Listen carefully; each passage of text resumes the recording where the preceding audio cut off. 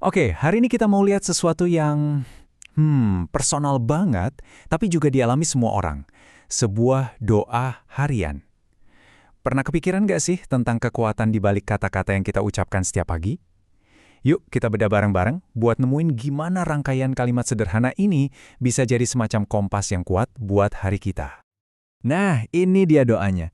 Sekilas kelihatannya simpel dan pendek ya. Tapi kalau kita perhatiin lebih dalam, setiap barisnya itu adalah sebuah niat yang kuat banget buat ngebentuk hari kita. Ini bukan cuma soal minta sesuatu, tapi lebih kayak sebuah peta jalan batin yang sengaja kita pilih buat diikuti. Betul, ini tuh jauh lebih dari sekedar kata-kata. Ini lebih kayak kerangka kerja gitu. Buat ngejalanin hari dengan sengaja, dengan sebuah niat. Dengan membedahnya, kita bisa lihat cerminan dari keinginan-keinginan kita semua sebagai manusia. Keinginan buat terhubung, buat ngasih arti, dan buat nemuin ketenangan. Jadi, yuk kita mulai dari bagian yang pertama. Bagian pertama dari doa ini langsung mungkin agak bikin kaget sedikit. Coba deh pikir, biasanya kan kita mulai hari mikirin diri sendiri, ya kan? Apa aja daftar tugas kita, apa yang bikin kita cemas. Tapi doa ini justru mulainya dengan sebuah permohonan buat melihat keluar, sebuah permintaan untuk kepekaan. Coba deh perhatiin kata kuncinya di sini, peka. Ini tuh bukan cuma sekedar ngeliat, tapi benar-benar merasakan dan sadar. Ini permintaan buat membuka mata hati kita buat orang-orang di sekitar yang mungkin lagi berjuang dalam diam, yang cuma butuh pengingat kecil kalau mereka nggak sendirian. Dan lihat deh gimana permintaan peka itu diurai satu persatu. Ini kayak sebuah perjalanan kan? Dari mulai melihat melampaui diri sendiri, terus jadi sadar sama kebutuhan orang lain, sampai akhirnya kita jadi saluran kebaikan. Ini pergeseran yang fundamental banget.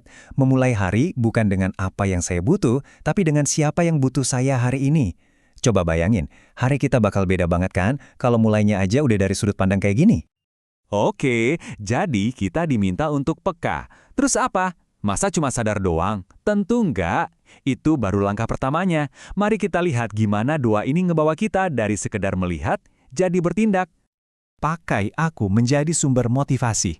Nah, kalimat ini nih titik baliknya. Ada pergeseran yang jelas banget dari yang tadinya cuma mengamati secara pasif, jadi berpartisipasi aktif. Ini udah bukan lagi soal melihat orang yang butuh bantuan, tapi tentang menjadi alasan mereka buat termotivasi dan merasa lebih baik. Nah, ini dia intinya. Mengubah rasa empati jadi dampak yang positif. Yang nyata, ini sebuah lompatan besar loh. Dari yang tadinya cuma ngerasain apa yang orang lain rasain, jadi seseorang yang secara aktif mengangkat dan menginspirasi mereka. Dari perasaan jadi perbuatan. Sekarang kita masuk ke bagian terakhir. Dan mungkin ini bagian yang paling jujur, yang paling kita banget. Doa ini nyentuh sesuatu yang sangat manusiawi. Rasa cemas dan khawatir akan hal-hal yang sama sekali nggak bisa kita kendalikan. Coba deh, kita benar-benar resapi kalimat ini.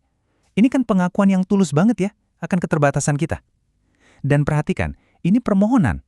Bukan untuk menghilangkan masalahnya, tapi untuk sesuatu yang jauh lebih besar dari kekhawatiran itu sendiri, kedamaian. Ini pertanyaan buat kita semua ya kan? Gimana caranya kita bisa tenang di tengah badai kekhawatiran? Sebelum kita lihat jawaban yang ditawarin doa ini, coba deh kita diam sejenak, mikirin ini. Dan ini dia jawabannya, yang menurut saya luar biasa.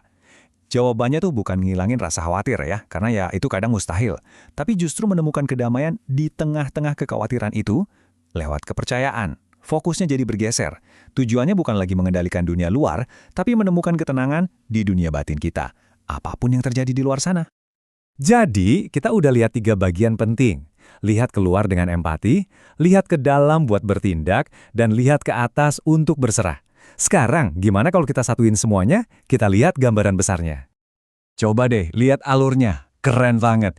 Dimulai dari empati, dilanjutkan dengan tindakan, dan diakhiri dengan penyerahan diri. 3 langkah ini, wah ini kerangka yang simpel tapi dalam banget buat ngejalanin hari dengan lebih punya tujuan, kekuatan, dan ketenangan. Dan di akhir, doanya ditutup dengan sangat sederhana, tapi penuh keyakinan. Dalam nama Yesus, amin. Ini kayak sebuah jangkar yang mengunci semua permohonan yang udah diucapkan tadi.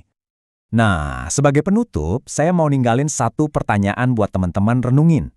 Nggak peduli apa keyakinan Anda, dari 3 hal tadi, kepekaan, motivasi, atau kedamaian, kira-kira niat mana nih yang paling Anda butuhkan dan pengen Anda bawa dalam hari Anda hari ini? Terima kasih banyak udah nyimak dan ngerenung bareng-bareng.